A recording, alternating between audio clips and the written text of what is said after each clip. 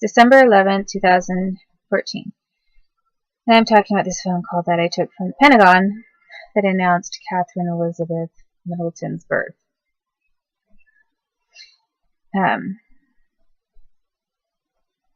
Or specifically Catherine Elizabeth, born to Carol Middleton. So anyway, I'm very sure that, I'm positive, my dad thought, even if he was surprised that I had come out around the corner, maybe he thought, well, I didn't hear her come out of her room, and here she is. I'm sure he thought I was just going to turn the phone over to him, because that's what I always did. I never, ever just took the phone and pretended to be someone else. I sometimes picked up the phone if someone wasn't in the room, and I'd listen in on a conversation discreetly, just to find out what was going on occasion. But I never pretended by answering a pet telephone. I'd never done that before, where I pretended to be my mom or my dad or an adult or someone to lead someone to believe that. So basically, then my mom kind of was coming out of the room or lingering around the corner too, or one of those Dixies was. And this Pentagon woman who thought that she was talking to Dixie just started talking. And she said, well, I just wanted to let you know that Catherine Elizabeth, or that Carol Middleton had her baby, and it's a girl, and Catherine, and actually I'm not sure, she said it was a girl. It may have already been understood that it was going to be a girl. But she said the name, Catherine Elizabeth. And I knew, okay, I have to remember this. Catherine Elizabeth. And I did remember. And I have always remembered. I have sometimes pushed it out of my mind because of the unpleasant connotation to that name. But I have always remembered exactly what that Pentagon woman told me. And then she said what time she was born, and then something about we're ready to pick her up now. Come and bring her over. Something about like ready to pick her up, and I thought, what in the heck is going on? Some baby just was born. My parents are highly interested in it. The Pentagon is interested. Everybody wants my parents to know about this girl having been born now. And then they're saying that that the Pentagon is ready to pick me up. Sounded like ready to pick her up. Sounded like they were ready to pick me up. And because I was sent over to the Middletons in England and trafficked over there, I thought, so what are they doing? They're going to send me over to England now to pick me up? Or I thought, is a Dixie going over there to pick her up? Or, what? Who's getting picked up and in coordination with this announcement? So, as I was on the phone just silently listening, the phone began to burn. There's like a technology thing, and seriously, the phone itself, wasn't like it was hot in the house or anything like that. All of a sudden, this phone, this piece of technology in my hand, started to get really hot, like it was actually going to burst into flames. I've been on the phone a million times in my life by that time, and I'd never experienced anything like that. Like the phone was literally starting to burn in my hand as I was holding it.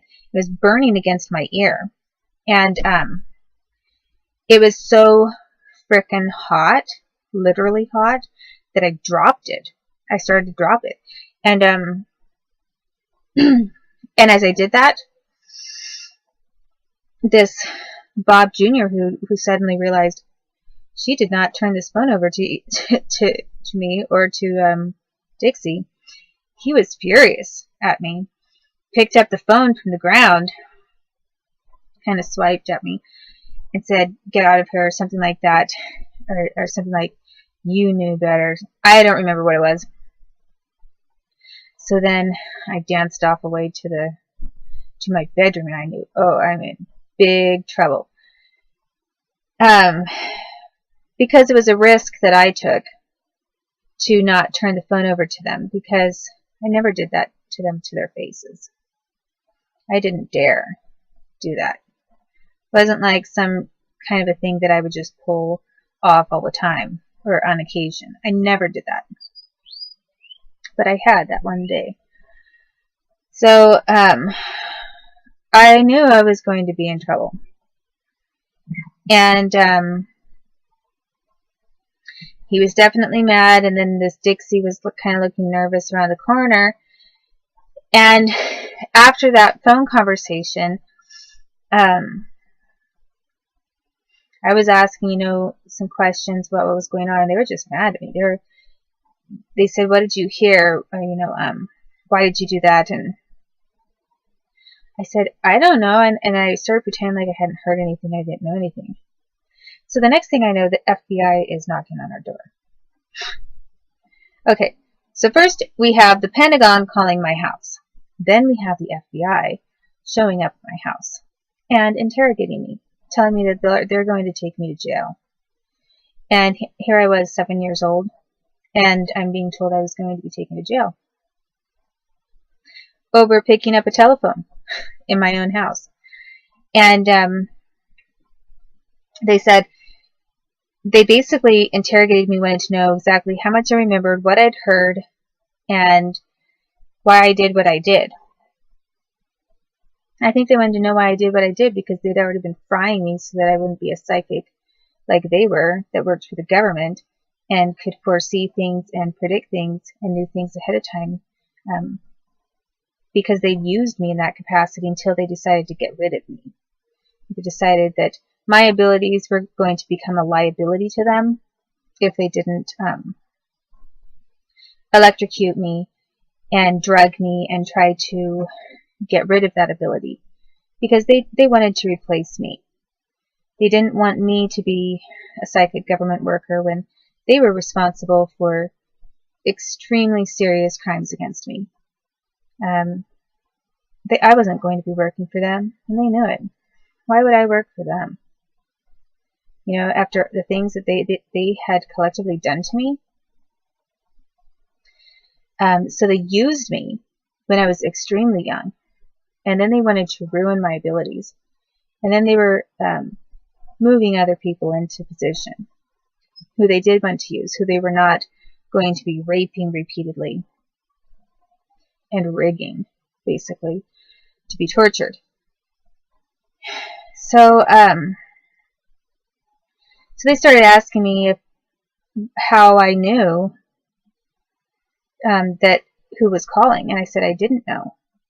And they got very suspicious that, oh, we didn't fry her hard enough, that they hadn't electrocuted me good enough, or they hadn't done enough horrible surgeries, experimental surgeries on me, or hadn't drugged me enough prior to this telephone call, and maybe I was still psychic, and that was a concern to them. Why did I know to pick up this telephone call? Maybe I was still psychic and they hadn't dumbed me down enough. And the truth was, I really had no idea who it was going to be. All I knew is from the natural energy, a sense of the natural instincts that anyone could have about an important event. I knew that it was some sort of important call. And so I told them, I said, I don't know. I just thought that it was maybe important, so I wanted to pick it up. And they said, well, you committed fraud because they said, you're guilty of espionage against the United States of America. 7 years old. And I'm getting accused by the government torturers in the FBI of committing espionage because I picked up a telephone call in my own house. when, you know, they were basically surveilling my entire house with hidden cameras and wires, which I knew for sure about later. And I said, no, I'm not. And they said, yes, you are. You took a call from the Pentagon you are not authorized to take, and you're spying on us. And I said, no, I wasn't.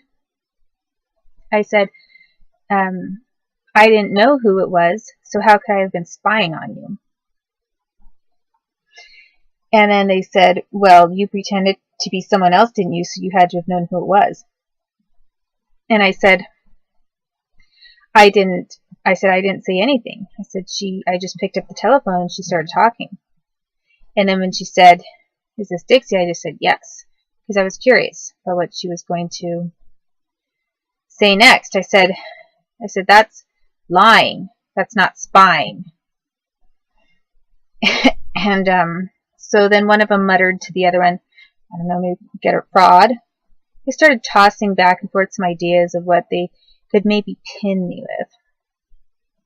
You know, like they're really going to go to court with a 7-year-old girl and try to accuse and convict me of fraud. But that's what they were talking about. And they started threatening me, saying, we could take you to jail right now. They had this whole shakeup of me. Complete interrogation. Threatened to take me to jail. And then they started threatening me that if I told anyone anything about it, I was going to be in jail. So then, of course, I knew even more. Do not forget what you just heard on that telephone, because these people are freaking out over this baby named Catherine Elizabeth. And so that is when I first heard her name. So even though most of the United States and England maybe didn't know who they were, didn't think she was a big deal, and assumed that she just met William at St. Andrews later, I knew. I had some information on their entire family. And the United States didn't like it. I don't think England liked it. I don't think Canada liked it either. And so some of this, the torture that was aimed against me and the sex abuse, started to take on like a different kind of a note. It was kind of like sometimes I felt like I was in sort of bizarre competition against her, as if maybe one of the Bob Juniors or one of the Dixies or someone had some kind of a vetted interest in her to be superior to me for whatever reason. And really,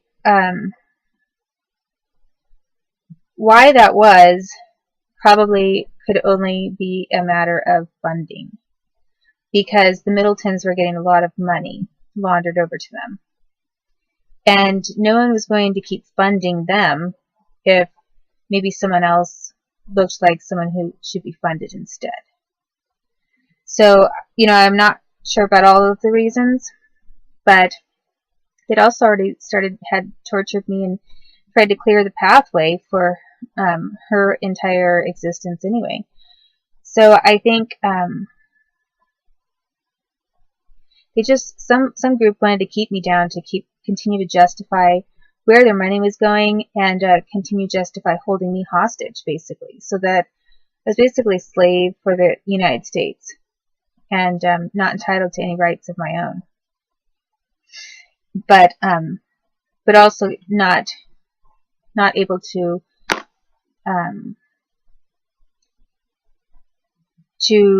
grow to my potential in a professional way, because then that would give me independence, financial independence, and possibly an escape from them. So all of those things were kind of going on at the same time. And then it was just like a couple of years after that suddenly, you know, this Edward Howard thing came up. So in the whole midst of this, I was getting sexually abused. And I'll talk about that in a moment.